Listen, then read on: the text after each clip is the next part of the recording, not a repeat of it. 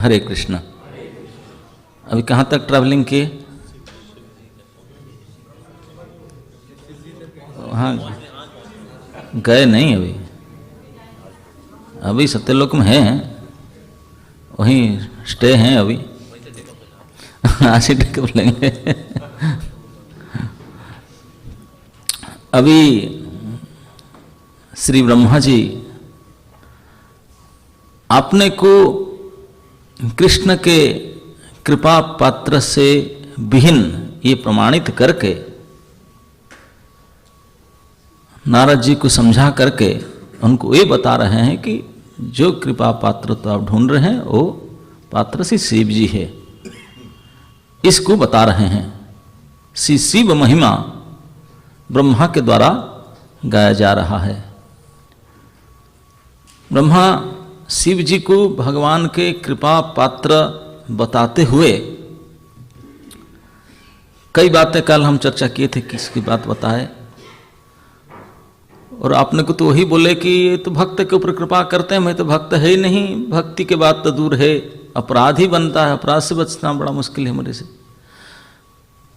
तो शिव जी के महिमा कहते हुए कि शिव जी ही भगवत कृपा के पात्र है, कहते हुए केवल भगवत कृपा के पात्र क्या, शिव जी तो भगवान कृष्ण से अभिन्न है।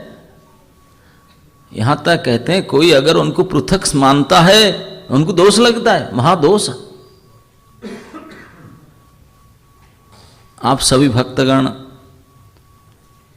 सुबह सुबह नाम अपराध उच्चारण करते हैं, मतलब करने के लिए संकल्प करते हैं। सुबह सुबह सुबह करना है। तो इसमें जो तीसरा नाम अपराध है पद्म पुराण अंतर्गत, वो क्या है?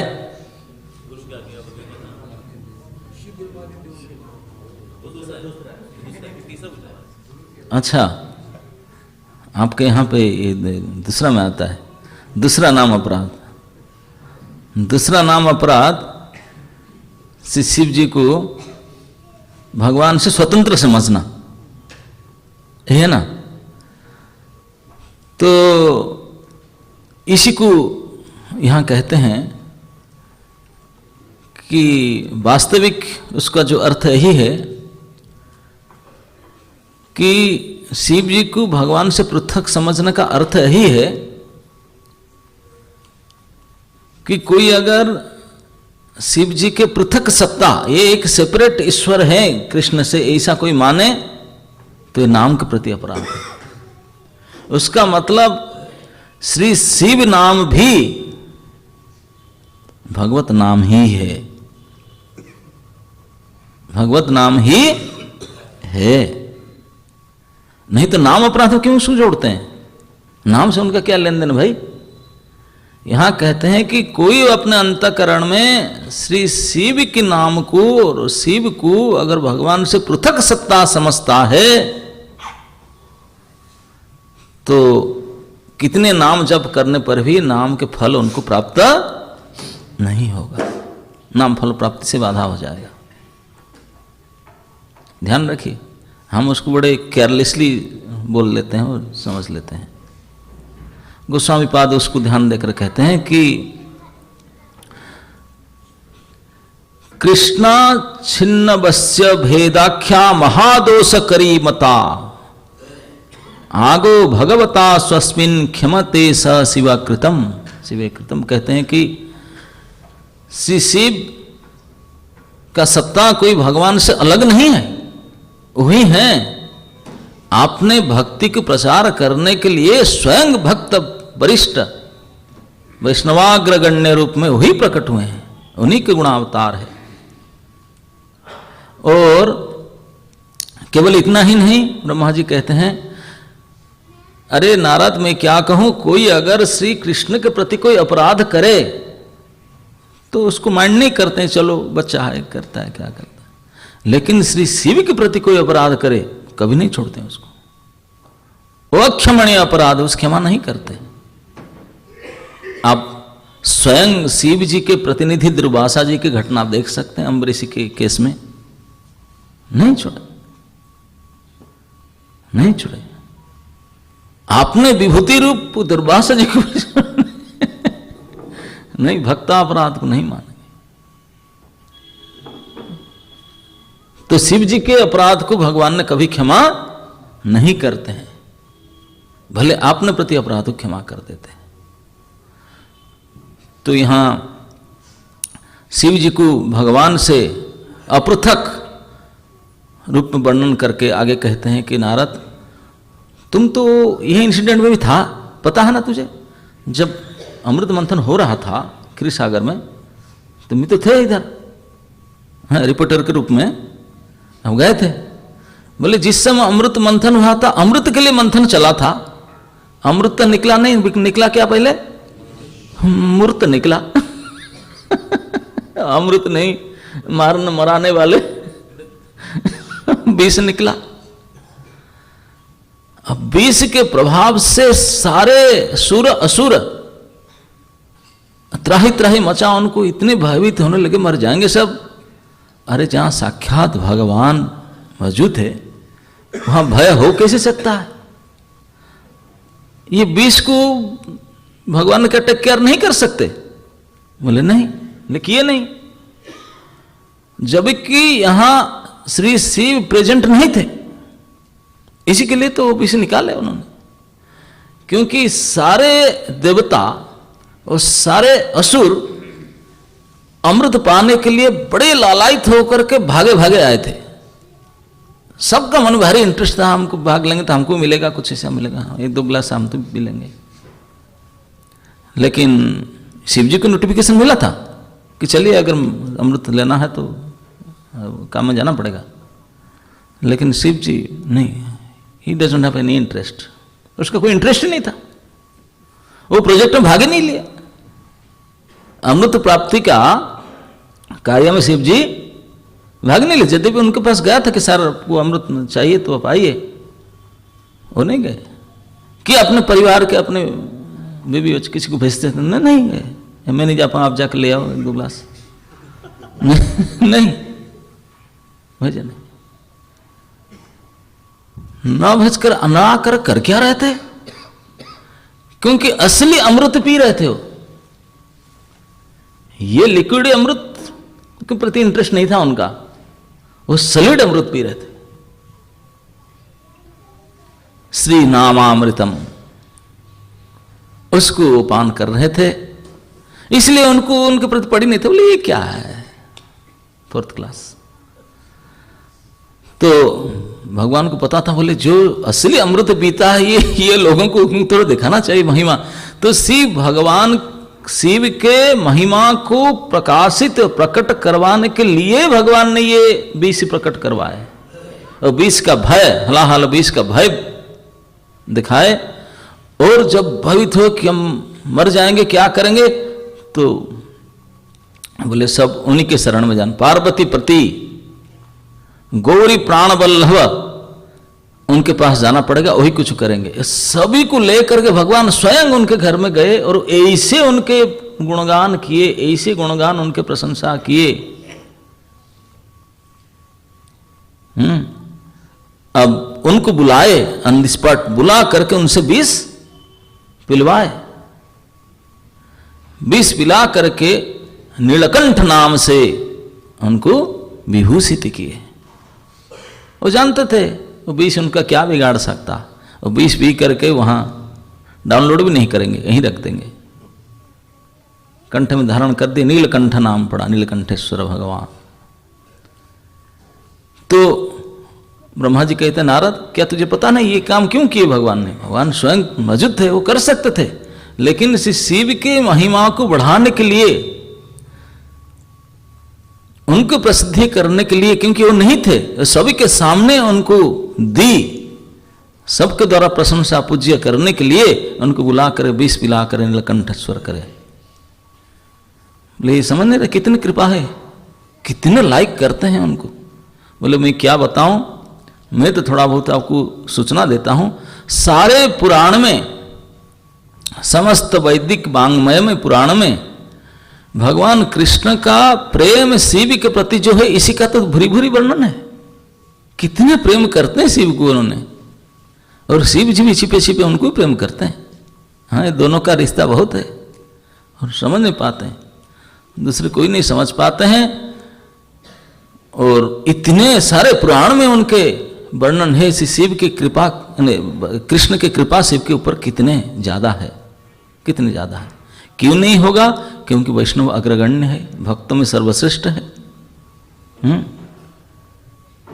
तो इसलिए उनके महिमा वो स्वयं करवाते हैं, केवल करते नहीं, कभी कभी कोई अवतार आदि धारण करके, परशुराम आदि कोई अवतार करते, उनको आराधना करते हैं, वर प्राप्ति करते हैं, ये भी पता होगा उसको, उनसे वरदान प्राप्त करते हैं।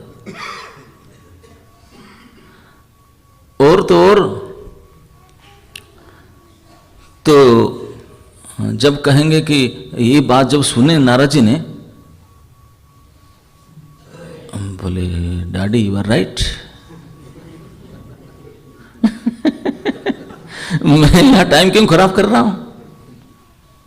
अब तुरंत उन्होंने अपने डायरेक्ट बुकिंग कैलाश के लिए लेना चाह रहे थे। ब्रह्मा जी समझ गए बेटा की इच्छा। तो परीक्षित महाराज कहते हैं, मां जिस प्रकार तुम मेरे प्रति पुत्र वत्सल हो,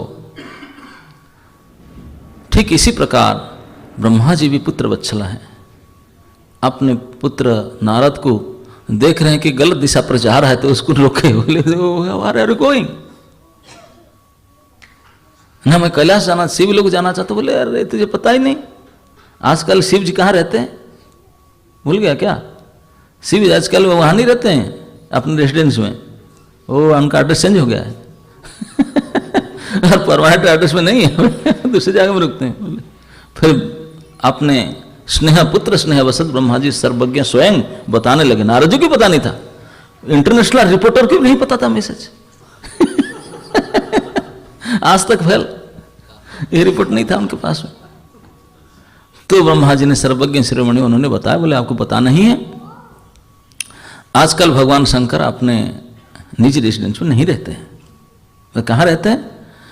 बोले एक समय श्री कुबेर जी ने भगवान शंकर को स्तुति करके, उनके भक्ति करके, उनके सेवा करके उनको प्रसन्न कर लिए। और शिव जी बोले क्या चाहे कुबेर जी?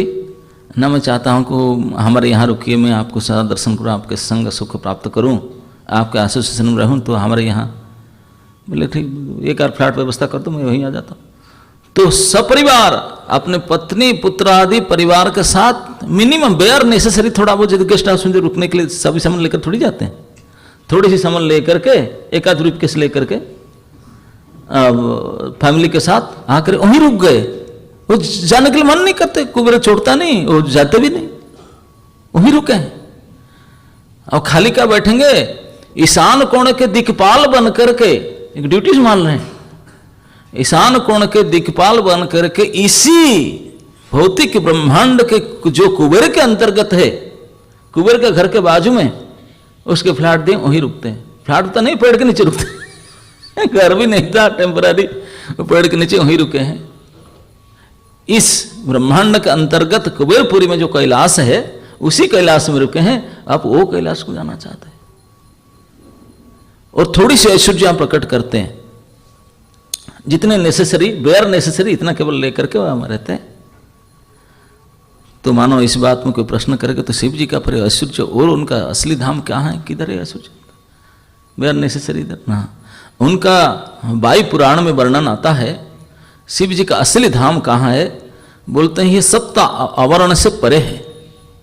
ये जो ब्रह्मांड के जो 7 आवरण है, उसके परे बिरजा नदी है, उसके परे मतलब वैकुंठ लोक में ही उनके निवास स्थली है, उनके जो permanent residence in Vaikunth only है, बिरजा के उस पर, मान वैकुंठ के बॉर्डर में उनका शिवलोक है, वहाँ है। और वहाँ पे उनके परम ऐश्वर्य हमेशा विद्यमान है। और जो उनके निजी जन है, वो तो केवल अपना स्वयं इंडिविजुअल एक रहते हैं। बोले उनके जितने फॉलोअर हैं, उनके निजी जन है, सब वही रहते हैं। सभी का अति अद्भुत विचित्र वेशभूषा, अनंत विभूति से संपन्न होकर के वहाँ रहते हैं। और उनका ऐश्वर्य भी अमाप है, और वो लोक भी सत्य स्वरूप चिन्मय स्वरूप धाम है। जो शिव लोक है वो भी चिन्मय धाम है, वैकुंठ में है, कुछ कमी नहीं है। और ये बताते हैं, कहते हैं कि ब्रह्मा जी कहते हैं, नारद सचमुच जितने शिव जी के भक्त है ना, वो वहां कोई ने कहे नहीं अभी तक। बोले क्यों? बोले वो गड़बड़ करते हैं ना। बोले शिव तत्व को कोई जानते ही नहीं, इसलिए कोई जान नहीं पाते। जितने ध्यानी ज्ञानी म्यानी शिव जी को इस प्रकार से पूजते हैं, वो शिव तत्व को न जानने के कारण शिव धाम को प्राप्त नहीं हो पाते हैं। तो ये बात को सुनकर नारद जी सोच में पड़ गए। बोले पिताश्री मैं जा पाऊंगा कि नहीं? आप बोलते हैं जो उनके भक्त लोग ही नहीं जा पाते हैं, उनके पार्षदगण नहीं जा पाए अभी तक, मैं जा पाऊंगा कि नहीं? ब्रह्मा जी बोले बेटा तू जा पाएगा। बोले क्यों? बोले तुझे तत्व पता है ना, मैं बता दिया ना तुझे, तुझे पता है शिव तत्व के बारे में, इसलिए तू ही जा सकता है। जिनके तत्व ज्ञान पता वही जा सकता। बोले क्या तत्व ज्ञान? ना क्यों, वो अलग नहीं है, वो है ही वही है। इसी बात जिनको पता है, जो कभी उनमें अंतर नहीं देखते हैं, वही केवल उनके धाम को जा सकते हैं। बाकी जो अंतर करके उनको फंसते हैं वो कभी ना जा पाए। ना शिव उनके प्रति कभी कृपा करते हैं, ना उनके घर को कभी बुलाते हैं, नहीं जाते।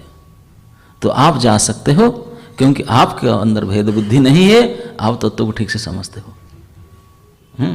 ये बात सुनकर के नारद जी तुरंत इतने एनकरेज्ड हो गए, अब हरे कृष्ण जपना छोड़ दिया। शिव कृष्ण शिव कृष्ण शिव कृष्ण जपना शुरू कर दिए। मतलब एक बात है, और क्या है? शिव कृष्ण जब पहले नारायण नारायण बोलते थे, शिव कृष्ण करते करते और फ्लाइट टेकअप लिए करके सीधा, क्योंकि पता चला ऊपर जाना जरूरत नहीं, यहीं पे जाना है, नीचे की ओर भूतल की ओर दृष्टि दिखाए। ब्रह्मा जी बता दे, बोले यहाँ पे है तो ऊपर क्यों जा रहे इतने, लंग जाना जरूरत नहीं, पास में है वहीं पे। तो शिव कृष्ण नाम कीर्तन करते करते नारद जी इस कुबेर लोक कुबेरपुरी अंतर्गत कैलाश में आकर पहुंचे। तब पहुंच करके देखते हैं क्या है, देख रहे हैं कि भगवान शिव ने हमेशा, यद्यपि स्वयं भगवत अवतार है, लेकिन उनके इष्ट किसको मानते हैं? श्री शंकरषण देव को। अनंत शेष श्री शंकरषण अवतार, श्री शंकरषण देव उनके परम आराध्य देव है। भगवान शिव के आराध्य देव है श्री शंकरषण जी, बलराम उनके आराध्य देव है। हमेशा उन्हीं के स्वरूप को भजते हैं, उनको पूजा करते हैं, उनको सेवा करते हैं, उनको ऑफरिंग, उन्हीं के भक्ति में, उन्हीं की सेवा में लगे रहते हैं। तो उनके यहाँ भी जो टेम्पररी यहाँ रहते हैं रेसिडेंस है, यहाँ भी वो ड्यूटी लेकर आए थे। संकर्षण अवतार के, संकर्षण के विग्रह वहाँ स्थापना करके उसको ही पूजा करते हैं नित्य, अकेले नहीं, माता जी के साथ। तो जाकर के देखे नारद जी ने कि शंकर अपने गण के साथ, पार्वती जी के साथ, अब श्री शंकरषण भगवान के पूजा करने के बाद उन कीर्तन करने शुरू किए हैं। अभी आरती अग्रह हो चुका है, वो कीर्तन शुरू कर रहे हैं, कीर्तन कर रहे हैं, और कीर्तन लीड स्वयं शिव जी कर रहे हैं। पार्वती ताली बजा रही है, नंदी आदि सब ढोल करताल लेकर के बजा रहे हैं, और कीर्तन शुरू है। डांसिंग कीर्तन, शिव जी तो डांस करने में एक्सपर्ट है ना? नहीं, उनका नाम भी नटराज है।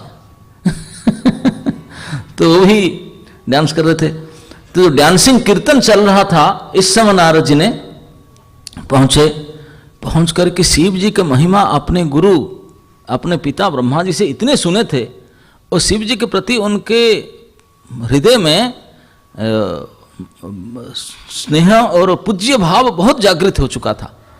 तो जा करके जैसे पिताजी को प्रणाम किए थे, ऐसे ही प्रणाम करना चाहते थे। कैसे प्रणाम, कल हम चर्चा किए थे।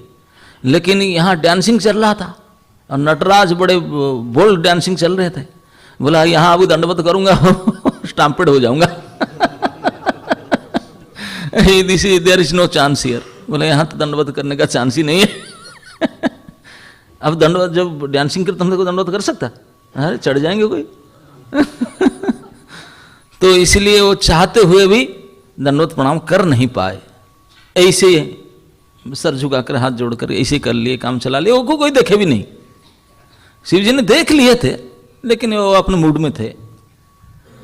तो नारद जी ने, वो तो स्वयं कीर्तनिया है, इंस्ट्रूमेंट लेकर चलते हैं, अभी शामिल हो गए कीर्तन में, शामिल हो गए, मिल गए, सब नाच कीर्तन हो रहा था उसमें भी वो जा करके करने लगे। कीर्तन करने लगे तो जैसे कीर्तन करते करते शिव जी नाच रहे थे, उनके नजदीक आ गए। उनको लगा भगवान के परम कृपा पात्र भगवान शंकर, उनके चरण रज ले लूं।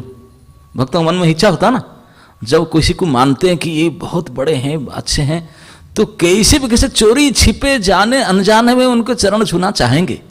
ये हमेशा मन में है ना, नहीं ये हमेशा सोचते रहते हैं सब। तो नारद जी उनके भी यही सब गुण था। तो नारद जी भी अपने चल रहे थे, जैसे नाचते नाचते शिव जी थोड़ा नजदीक आ गए, झुक करके चरण छून करके सर में लगा देना चाहते। जैसे झुके, वीणा को पकड़ते हुए फट से जल्दी से झुक करके वो पैर उठाते हैं, बोले हाथ लगा लूंगा। बोले बाय मिस्टेक हो गया, मैं क्या करूं।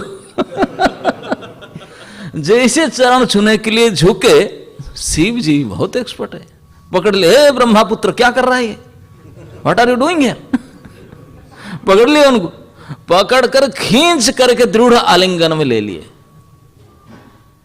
खींच करके दृढ़ आलिंगन में ले लिए नारद जी। अब ले करके कुछ समय तक अब आलिंगन में रहकर गदगद हुए, क्योंकि जब एक भक्त दूसरे भक्त से, उत्कृष्ट भक्त एक दूसरे से मिलते हैं और उनको मिलन कुछ और होता है। हम लोग का पास का एक्सपीरियंस है ही नहीं, नाम तो भक्त है ना कोई तरीका कुछ किए। तो अब वो जो मिलते हैं, अब देवर्षि नारद जैसे श्रेष्ठ भगवत पार्षद उनके घर में आज आए हैं, उनको मिले और उन गले लगा कर तो गदगद हो गए शिव जी। अब गले लगा करके सब कीर्तन चल रहा था, प्रोग्राम कैंसिल कर दिए। बोले बंद, बोले जाओ सब, अभी कीर्तन फिर नहीं कुछ। अरे सर अब कीर्तन अभी शुरू ही हुआ था। बोले कोई बात नहीं, जाओ। सबको विदा कर दिए, प्रोग्राम कैंसिल कर दिए। क्या करेंगे? बोले नहीं, अब परम श्रेष्ठ भक्त नारद आए मेरे घर में, अब उनके चर्चा करना है, आज का आरती बंद। भगवान के आरती पोस्टपोन करके नारद जी से मिलना चाहे क्यों आए? ये शिव जी भक्त श्रेष्ठ, उनके क्रिया मुद्रा समझना होगा।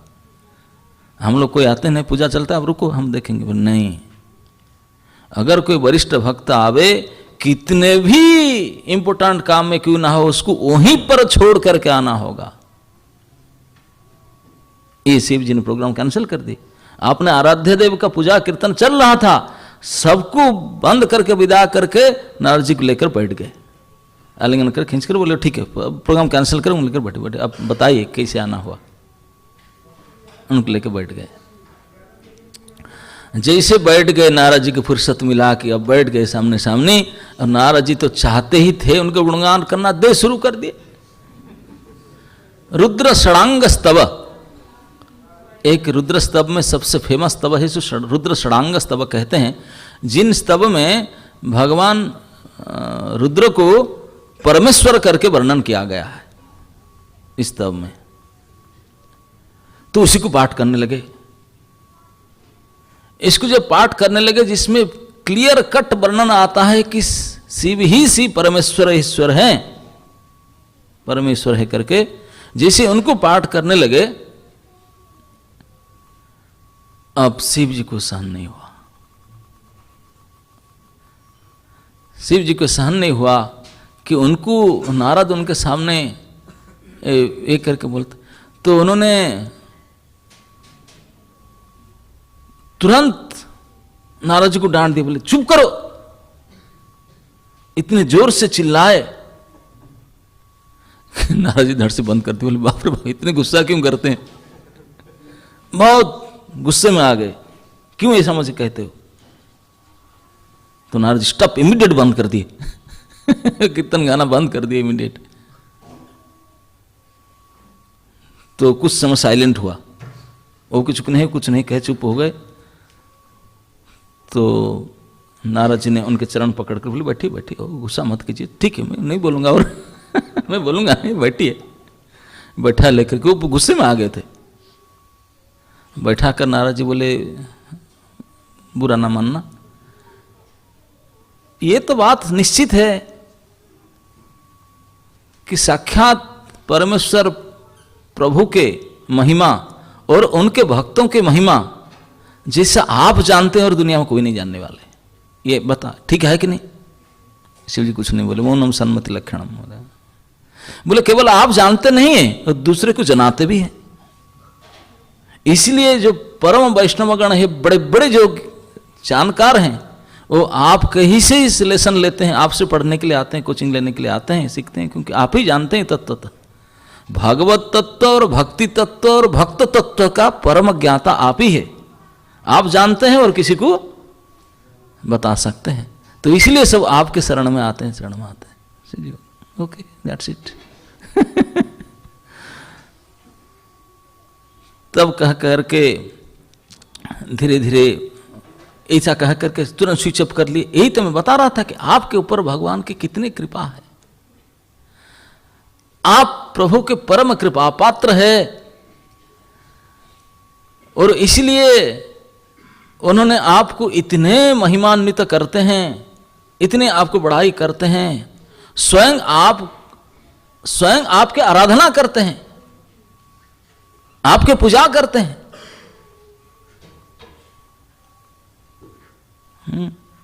और ये बात क्या सत्य नहीं कि एक बार आप भी उनके उपासना किए, वो करके वरदान मांगे? क्या वरदान मांगे? नहीं प्रभु कृपा कर मुझे वरदान दीजिए कि पूरी दुनिया में, जगत में आपसे बढ़कर मेरा नाम हो, लोग मुझे, मेरा ज्यादा फॉलोअर हो आपसे ज्यादा। ये मांगे थे वरदान? बैठे बोले मुझे पता है अब क्यों मांगे ये फल, ये वरदान आप इसीलिए मांगे क्योंकि भगवान से बढ़कर दुनिया में कोई हो ही नहीं सकता। भगवान से बढ़कर कोई हो तो भगवान के भक्त ही है। आप डायरेक्ट भगवान से भक्ति मांगेंगे, वो शर्म करेंगे, संकुचित होंगे, देंगे नहीं। तो इसलिए इनडायरेक्टली चालाकी करके आप मांगे मैं आपसे बड़े होना चाहता हूं, तो भगवान खुशी खुशी दी, मेरे से बड़े मेरे भक्त ही होते हैं। तो आप भक्ति ही प्रकारांतर पे मांगे।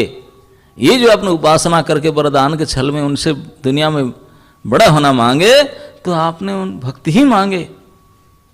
क्यों डायरेक्ट नहीं मांगेंगे तो इनडायरेक्टली ही तो मांगे। इस कारण से, और भगवान कितने में आपको, तो ऐसे करके जब नारद जी फिर उनके गुणगान में आ गए सीरियली, तो अब को शिव जी को फिर संभला नहीं हुआ। वो उठ करके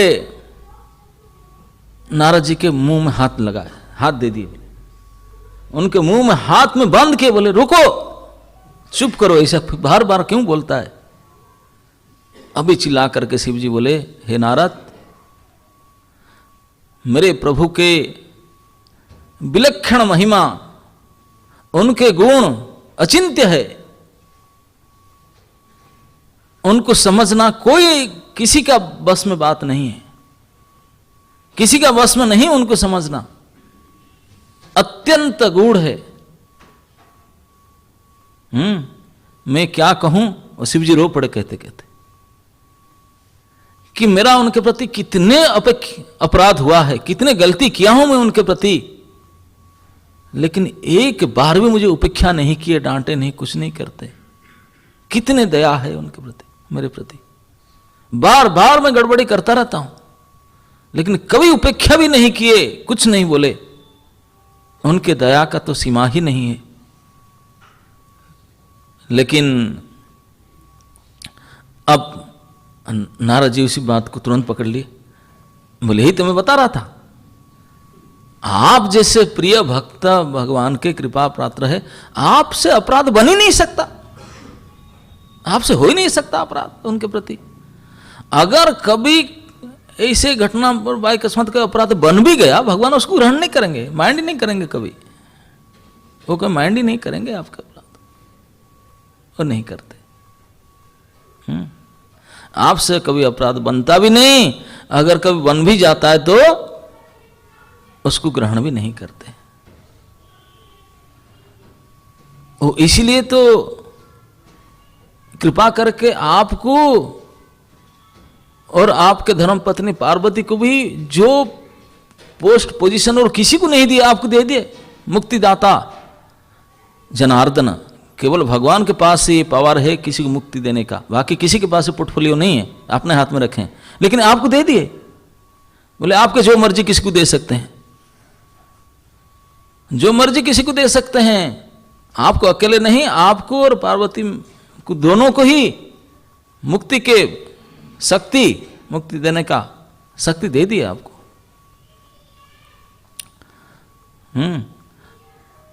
और जब आप बोलते हैं अपराध, जब बाणासुर के साथ जब संग्राम हो रहा था,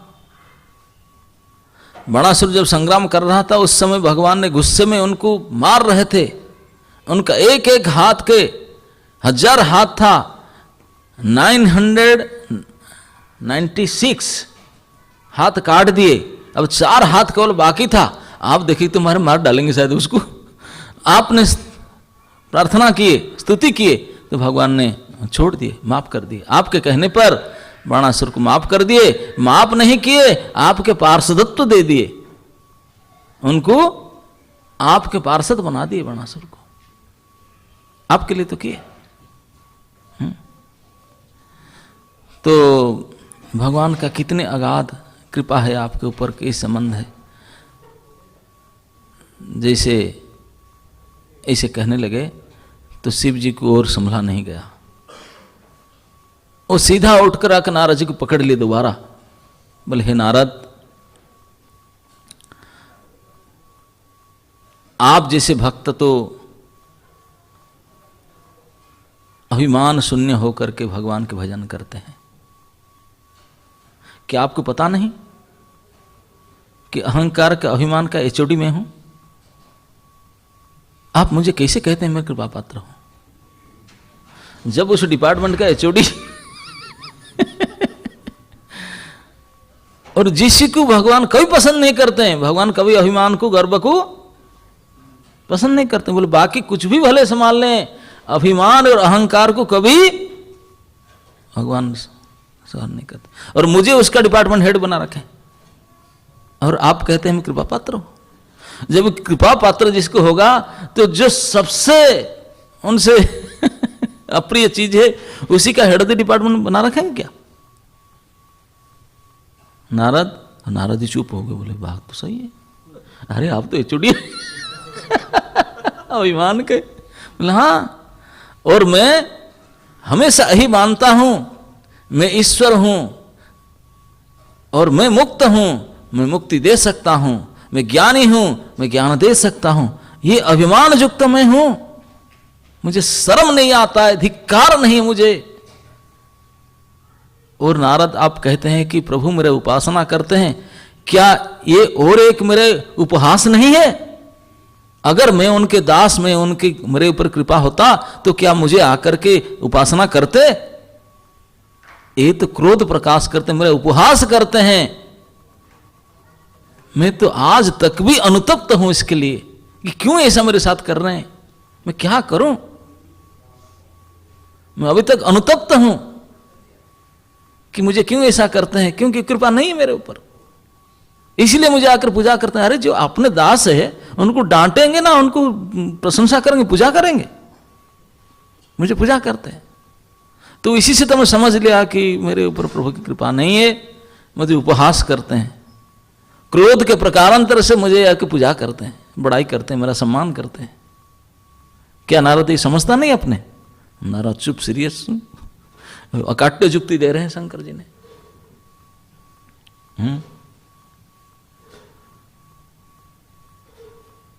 तो मेरे ऊपर कभी, अगर मेरे ऊपर बोलता है कृपा होता, तो क्या इतने होता कि मैं उनके साथ संग्राम करता?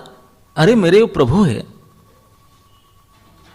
उनके साथ मैं लड़ाई झगड़ा करता, लेकिन क्या पता नहीं ये बाणासुर संग्राम में भिड़ गया था, मैंने पारिजात संग्राम में भिड़ गया था उनके साथ।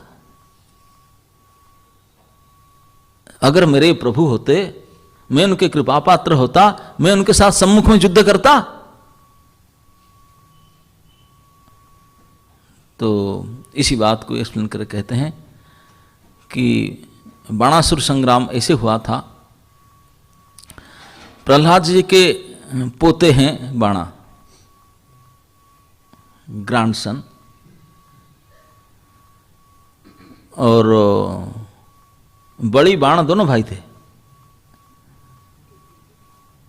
बलि के पुत्र बाण, तो प्रपुत्र है Bana, grandson, great grandson, great grandson. Prahlad, Virochan, Bali, फिर बाण। बोलते हैं कि बाणासुर ने, अब असुर तो था ही, अब वहाँ नरकासुर वगैरह के एसोसिएशन में आकर के भली भांति असुर हो गया। अब उनका एक एकलौती बेटी थी जिनका नाम थी उषा, और आपने राजधानी में रखी थी। और जब उनका मैरिजेबल एज हो रहा था उषा का, तो उनने पात्र ढूंढता होगा, पता नहीं, तो अनिंद्य गुणवती रूपवती थी। तो उनके जो अंतपुर, अंतर्महल में जहाँ रानी निवास होता है, उसके पीछे राजकुमारी की जहाँ स्पेशल निवास होता है, जहाँ कोई मेल जा नहीं सकते हैं, सारे सिक्योरिटी भी लेडीज हैं, सब कुछ है व्यवस्था वहाँ। तो वहाँ पर उषा के आभ्यंतर कक्ष में, उनके बेडरूम में, एक दिन रात को उषा ने स्वप्न देखी। पता नहीं भगवान की व्यवस्था है, स्वप्न में देखी, अर्धरात में स्वप्न देखी, एक अनिंद्य सुंदर पुरुष के रूप देखी, और देख करके उनकी नींद खुल गई और रोने लगी, उठ कर रोने लगी रात को। तो उनके जो सहेली सखीगण थे, उन्हें क्या हो गया, क्या हो गया, और उन्होंने खुलकर बताई उनको, इसी का मैं इसे एक रूप देखी और मैं बहुत अटैच्ड हूँ, आकर्षित हूँ, मैं कैसे उनको प्राप्त करूँ, इसलिए रो रही हूँ। स्वप्न में देखी, कैसे क्या होगा। तो उनका एक सखी में एक हाईली क्वालिफाइड सखी थी जिनका नाम था चित्रलेखा। उनका विशेष डिग्री था, ये मायावी थी, ये माया के शक्ति था उनके पास। उनको केवल बताओ कैसे दिखते हैं, वो आप रूप बना देगी, चित्र बना देगी। तो बोला ओके, तू एक पुरुष का रूप देखा ना, मैं पेंटिंग बनाता हूँ, सिलेक्ट करो कौन सा है। फटाफट पेंटिंग बनाने लगी, कई रूप पुरुष का बनाने लगी। बोला ये है, ये है, ये है। वो इसमें से एक था जिनको देखा था, सिलेक्ट, बिल्कुल हाँ वही तो है, दिस इज इट। बोला वही है ना। बोला ओके, सिलेक्ट कर लिया ना, अब मैं ले आता हूँ उसको। उसके पास ये पावर था चित्रलेखा के पास, वो रूप को अगर वो ध्यान करे, रूप कहीं भी हो, विदाउट रिजर्वेशन, विदाउट फ्लाइट, सीधा आकर के वहीं पे डाउनलोड करा देगा। कोई वाईफाई नहीं, एक नेटवर्क नहीं, कुछ नहीं।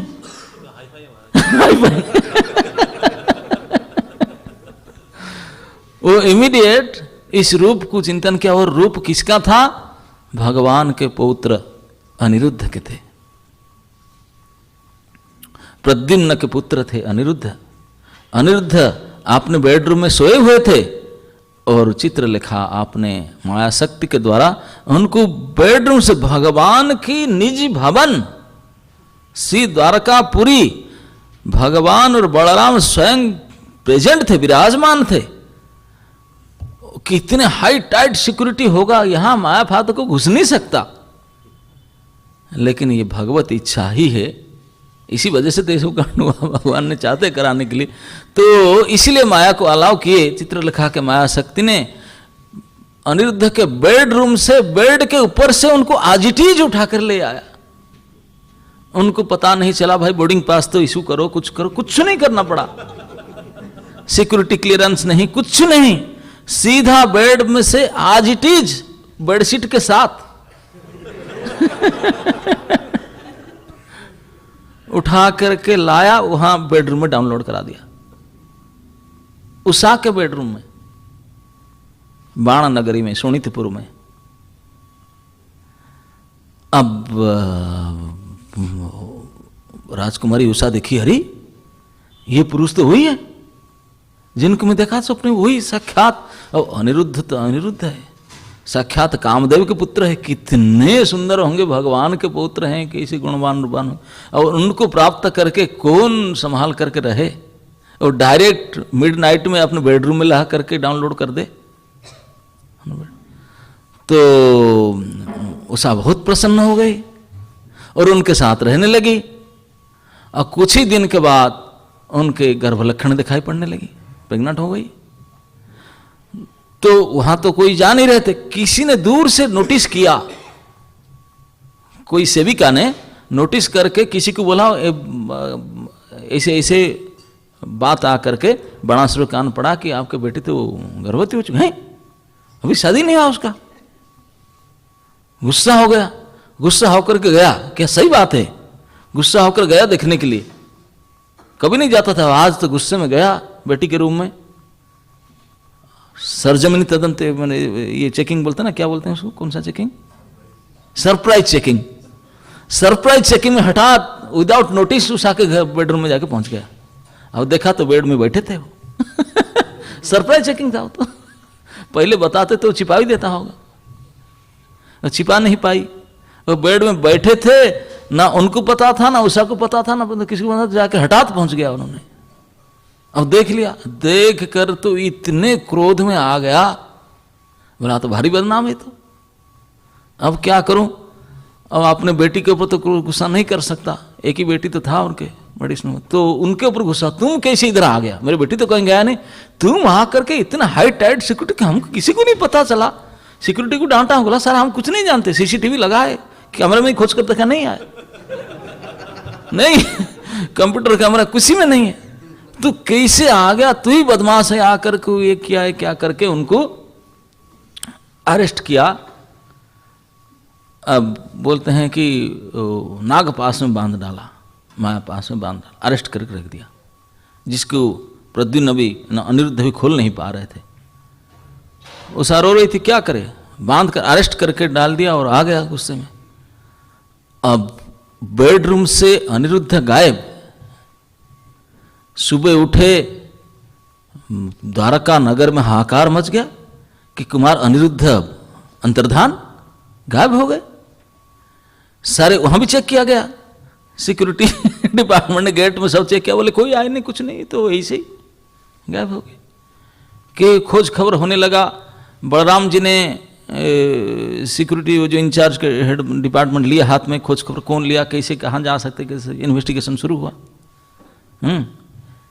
क्या बोलते हैं, सीआई एजेंसी, सीआईडी ने कोई एजेंसी है ना, वो एजेंसी सब एक्टिव हो गए, शुरू हुआ। अब कई दिन खोज खबर चलने लगा, पता नहीं चल रहा था क्या है। अब बाद में इंफॉर्मेशन एजेंसी नारद जी ने एक बार आए थे, बताया नारायण नारायण, बोले वो तो उनका बेटा होने वाला अभी। बोले वाट, शादी हमारे शादी कब का हो चुका है, आपके बहुरानी हुई है, लेकिन अभी बंदी है, कुमार तो अरेस्टेड है। बलराम गुस्सा में आ गए, बोले मेरे पोता अनिरुद्ध को कौन अरेस्ट किया, ना इसे इसे एड्रेस बता दिया, बोले इसे बाणासुर ने अरेस्ट किया है। अब सुन करके बलराम गुस्से में आ गए, और कृष्ण बोले चलो, तो जदु सैन्य लेकर के कृष्ण बलराम दोनों अटैक करने के लिए ऑल दी वे द्वारका से आसाम शोणितपुर गए। शोणितपुर आसाम में है, गुवाहाटी के पास, आजकल उसका नाम तेजपुर है। आप जानते हैं शोणित का अर्थ ब्लड और तेज का अर्थ भी ब्लड है, आसामी भाषा में ब्लड को तेज कहते हैं, और शोणित का अर्थ भी ब्लड है, तो इसलिए तेजपुर, वहाँ अभी उनका महल है, उषा महल, बाणासुर का महल है, और रिवर ब्रह्मपुत्र नदी के पास में, बड़ा, हम गए थे वहाँ देखने के लिए, भव्य उनका है। वो जो शिव जी की पूजा कर रहा था वो शिव जी भी हैं। हाँ, तो वहाँ जा कर के पहुँच करके ललकारे बाणासुर को। अब भयानक बाणासुर तो साधारण, तो वो भगवान शिव के पालित पुत्र था, उनके पेट सन था वो।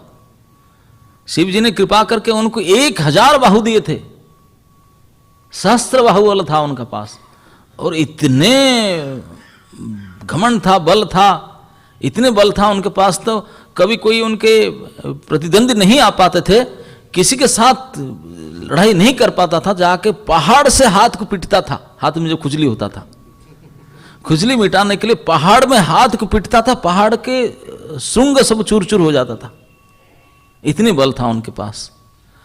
तो उनके प्रतिद्वंदी मिल गए आज। कृष्ण बलराम के सामने युद्ध हुआ। जैसे युद्ध शुरू हुआ तो उन्होंने तो प्रार्थना किया, बोला सर लड़ाई में आप भाग लेना। तो शंकर जी ने आगे बोले हाँ ये ऐसा है मुझे थी। तो भगवान शंकर आगे पाशुपत अस्त्र के लेकर के सामने खड़े हो गए आकर।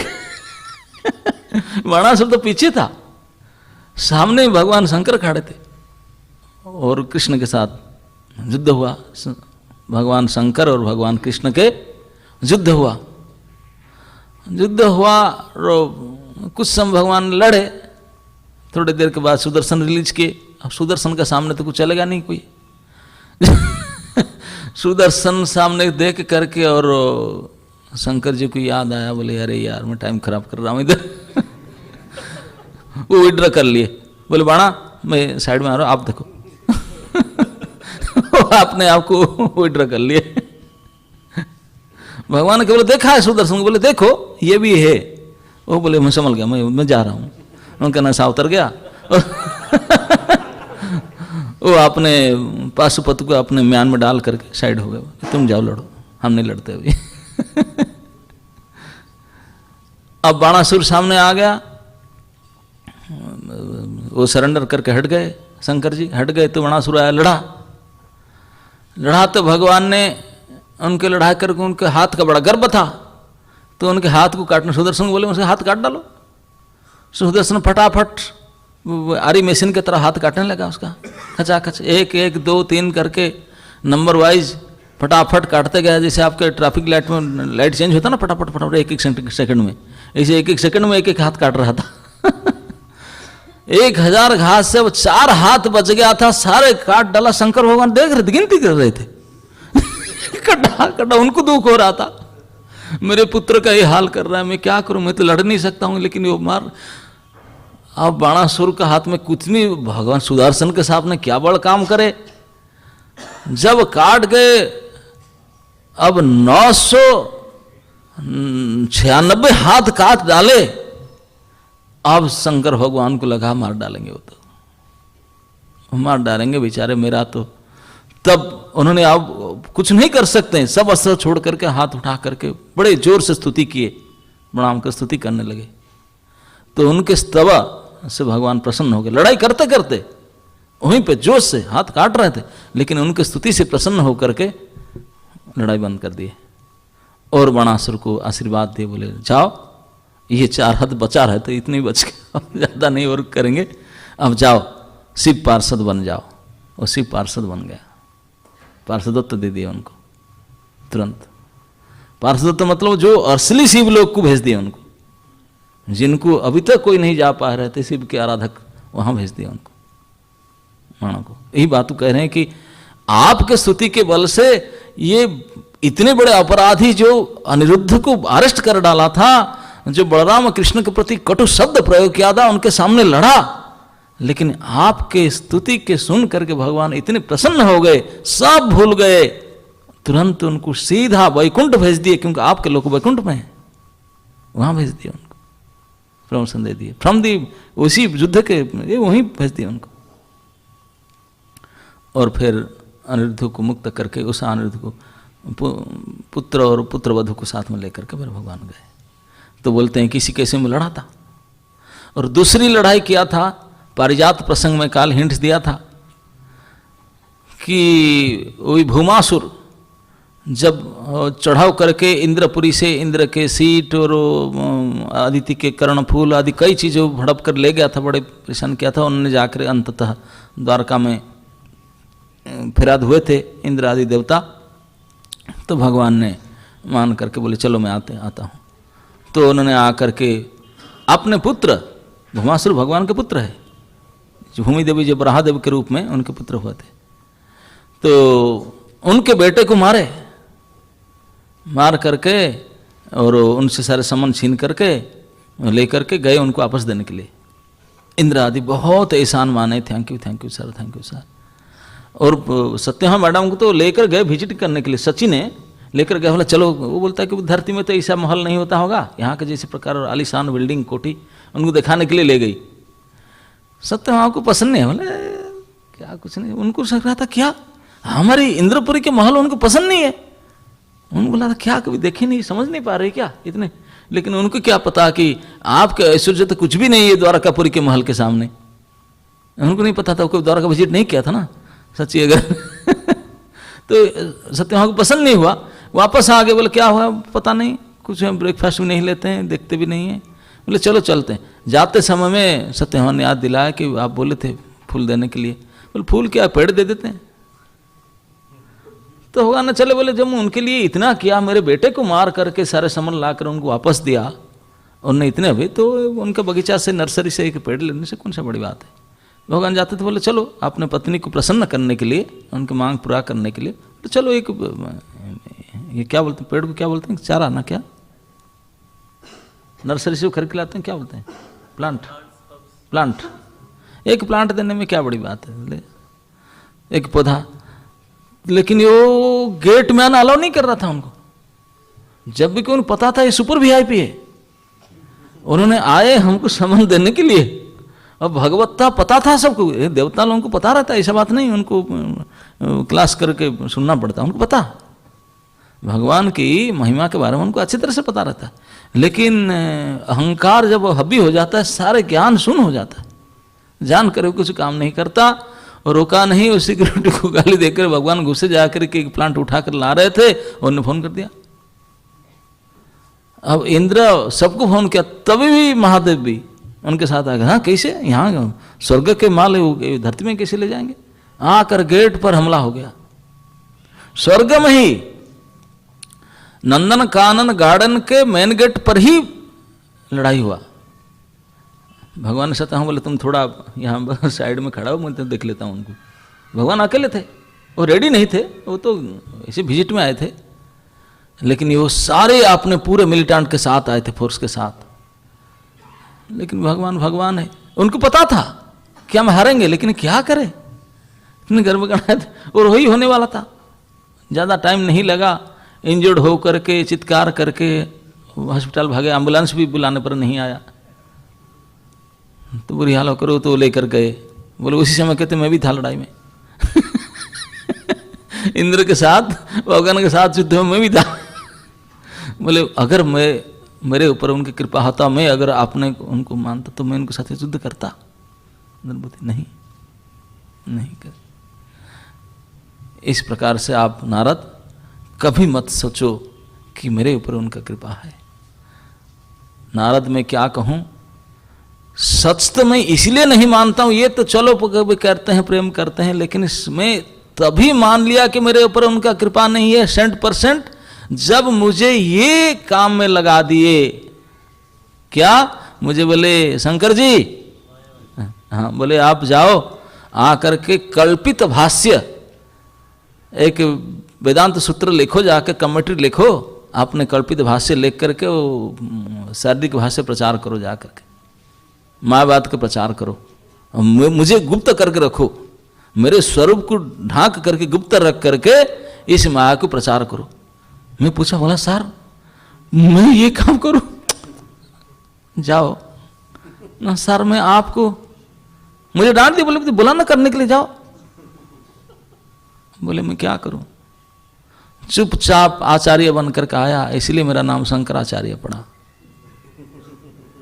मैं शंकराचार्य बनकर आया और आकर के कल्पित भाष्य रचना करके भगवान के, मेरे प्रभु के, मेरे भक्ति को, भक्त प्रभु के स्वरूप को ढांक करके गुमराह करके प्रचार किया। बोले बताओ, आप तो भक्त हो, भक्ति के प्रचार करता ना नहीं, भक्त बनाता ना नहीं।